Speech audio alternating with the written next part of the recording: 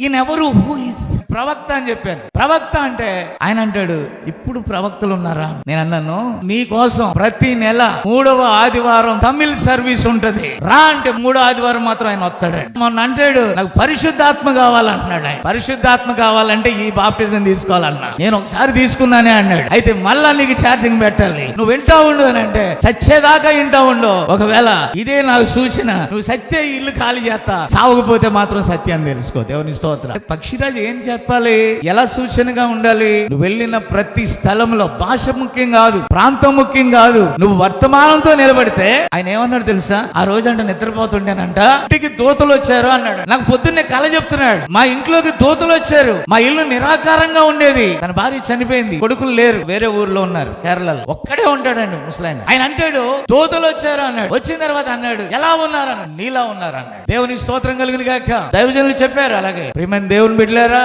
నేను ఎందుకంటున్నాను చెప్పనా, వధువు అంటే క్రీస్తు నీలో నుండి కనపడాలి అని నేను చెప్తున్నాను. అది ఇటొక దూడ ముక్కుకొక దూడ, అనేక దూడలు వేసుకొని మేము బాప్టిజం తీసుకోవాలా, దానం గారు తొట్టులో, అందుకే తొట్టులోనే ఉన్నారు మీరు.